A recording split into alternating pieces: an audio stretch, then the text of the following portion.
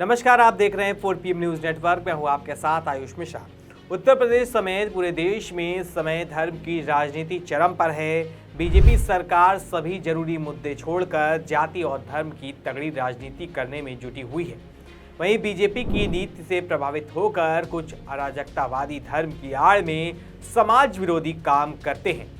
इस बीच मुजफ्फरनगर में कांवड़ यात्रा से पहले ढाबे पर काम करने वाले कर्मचारी के कपड़े उतारकर चेकिंग करने की कोशिश की गई, जिसके बाद इस घटना पर सियासत तेज हो गई है। मुरादाबाद से समाजवादी पार्टी के पूर्व सांसद ST हसन ने इस पर कड़ी आपत्ति जताई है और ऐसा करने वालों की तुलना पुलवामा की घटना के आतंकियों से कर डाली है। और उन्होंने कहा है कि आज धर्म की राजनीति की जा रही है। सपा नेता ST हसन ने कांवड़ यात्रा मार्ग पर दुकानों पर नेम प्लेट और उनकी चेकिंग को लेकर हुई घटना पर कहा है कि उन्हें यह अधिकार किसने दिया है, वो ढाबों पर काम करने वालों की चेकिंग करें। ऐसे लोग और पहलगाम में हमला करने वाले आतंकी, इन दोनों के बीच क्या अंतर है? जिन्हें धर्म पूछकर गोली मारी थी, ये भी तो आतंकी है। आज धर्म की राजनीति की जा रही है। आपको बता दें कि उत्तर प्रदेश के मुजफ्फरनगर जिले में कांवड़ यात्रा की तैयारी के बीच एक ऐसी घटना सामने आई है जिसने न केवल स्थानीय लोगों का ध्यान खींचा है, बल्कि पूरे देश में सियासी और सामाजिक बहस को जन्म दे दिया है। इस घटना में कुछ हिंदू संगठनों के कार्यकर्ताओं द्वारा एक ढाबे पर काम करने वाले कर्मचारी के कपड़े उतारकर उसकी पहचान की जाँच करने की कोशिश की गई। ये घटना 23 जून 2025 को मुजफ्फरनगर के एक ढाबे की बताई जा रही है। वहीं इस घटना ने धार्मिक और सामाजिक तनाव को बढ़ाने के साथ साथ राजनीतिक बहस को भी हवा दे दी है। समाजवादी पार्टी के पूर्व सांसद ST हसन ने इस घटना की कड़ी निंदा की है और इसे धर्म की राजनीति करार देते हुए इसकी तुलना आतंकी घटना से की है। मुजफ्फरनगर में कांवड़ यात्रा हर साल सावन माह में आयोजित होने वाली एक महत्वपूर्ण हिंदू धार्मिक यात्रा है, जिसकी तैयारियां जोर शोर से चल रही थी। इस दौरान हिंदू संगठनों के कार्यकर्ता पंडित जी वैष्णव ढाबा पहुंचे। उनके द्वारा ढाबे के कर्मचारी से उनकी पहचान के लिए आधार कार्ड मांगा गया। जब कर्मचारी आधार कार्ड नहीं दिखाता है तो कार्यकर्ता ढाबे के बारकोड को स्कैन करते हैं। इसके बाद मालिक का नाम जबीर राठौर सामने आया। कार्यकर्ताओं ने दावा किया कि मालिक मुस्लिम समुदाय से है और इसके आधार पर उन्हें ढाबे के एक कर्मचारी जिसका नाम गोपाल बताया गया है, उसके संदेह के आधार पर कपड़े उतारने की कोशिश की गई। वहीं इस घटना के एक वीडियो सोशल मीडिया पर तेजी से वायरल हो रहा है, जिसमें कर्मचारी गोपाल रोते हुए दिखाई दे रहा है। उसने बाद में मीडिया को बताया कि उसके साथ बदसलूकी की गई और उनकी निजता का उल्लंघन किया गया। क्या नाम है तुम्हारा? मेरा नाम गोपाल। गोपाल, क्या काम करते हो तुम? यही काम करूंगा, होटल पर हूँ। होटल का काम। क्या हुआ? अभी हिंदू संगठन के लोग आए थे यहाँ। अभी इन्होंने पेट तारी, पहला आधार कार्ड चेक करा, आधार कार्ड है नहीं होएगा। हाँ। और क्या नाम मुझे नंगा करने को तो ये लोग बीमार चल रहा, देखो बीमार चल रहा। बाबूजी में बीमार चल रहा। अच्छा, टेक का तरह होगा तभी। किसने करने की कोशिश की? इन्हें ना वो लौंडा काला लौंडा वो पैंट उतार रहा था, पैंट है। अब नू देख रहे मुसलमान हो क्या हो तू? मैं हिंदू झूठ नहीं बोल रहा। होटल पे मैं यहाँ काम करूँ। कौन सा होटल है? एक बात और बताइए। पंडित जी का। पंडित जी ढाबा। पंडित जी का ढाबा। ठीक है। इस घटना ने स्थानीय स्तर पर तनाव पैदा कर दिया है और विभिन्न राजनीतिक दलों ने इस पर अपनी प्रतिक्रिया दी है। समाजवादी पार्टी के पूर्व सांसद और मुरादाबाद से नेता ST हसन ने इस घटना की कड़ी निंदा करते हुए उन्होंने इसे धार्मिक आधार पर लोगों को अपमानित करने और समाज में तनाव बढ़ाने की कोशिश बताया है। हसन ने कहा, यह बेहद शर्मनाक है। कांवड़ यात्रा जैसे पवित्र अवसर पर इस तरह लोगों की धार्मिक निजता को भंग किया जा रहा है और धार्मिक उन्माद फैलाने के लिए ऐसा किया जा रहा है। और उन्होंने इस घटना की तुलना पुलवामा हमले जैसे आतंकी कृत्य से करते हुए कहा कि यह समाज में नफरत और विभाजन को बढ़ावा देने की कोशिश है। हसन ने भी कहा कि धर्म की राजनीति ने समाज को बांटने का काम किया है और ऐसी घटनाएं देश की एकता और भाईचारे के लिए खतरा है। देखिए, ये धर्म के ठेकेदार नहीं है, ये देश के दुश्मनों से मिले हुए लोग हैं जो देश के अंदर शांति नहीं चाहते, जो हिंदू मुसलमान करके यहाँ की आबादी को बांटना चाहते हैं और आबादी बढ़ने के बाद देश कमजोर हो। इनका एक एजेंडा है, लोग इस बात को समझ नहीं रहे, लेकिन धर्म की आड़ में धार्मिक ब्लैकमेल करके ये सब हरकतें कर रहे हैं। किसने ये राइट दिया इनको कि ढाबों की चेकिंग करें? ये किसने इनको ये राइट दिया कि लोगों की पैंटें उतरवाएं?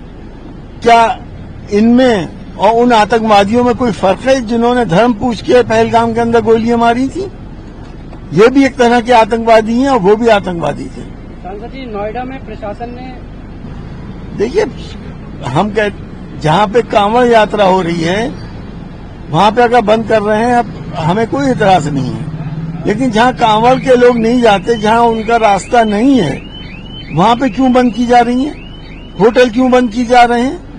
वहां तो गुजरता ही नहीं कोई, फिर भी बंद। तो इस तरह से, हालांकि ये आदेश कांवड़ यात्रा वालों के लिए है, लेकिन नीचे के लोग इन आदेशों को मिस इंटरप्रेट करके ये फजीहत कराते हैं सरकार की।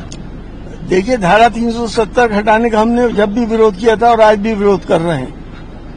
ये डिस्क्रिमिनेटरी कानून बना रहे हैं। 370 हटा दी, 371 क्यों नहीं हटाई? नॉर्थ ईस्ट के तमाम प्रोविंसेस के अंदर और अरुणाचल प्रदेश में आज 371 क्यों लागू है जब वहां पे हटा दी गई? क्या ये भी ये देख के किया जा रहा है कि कहाँ हम हिंदू रहते हैं, कहाँ मुसलमान रहते हैं? आप देश को किस जगह लेके जाना चाहते हैं? धारा 370 के अलावा अब ये वक्फ कानून क्यों अमेंडमेंट करना चाहते हैं? हम वक्फ कानून के अमेंडमेंट के बिल्कुल खिलाफ हैं। ये हमारा कानूनी हक था और कानूनी राइट है कि जो सदियों से चला आ रहा है, ये इस्लाम के मानने वाले वक्फ करते हैं, चाहे वो चैरिटी के लिए करें या औलाद के लिए करें। इनका कोई हक नहीं है कि उसके बीच में इंटरफेयर करें।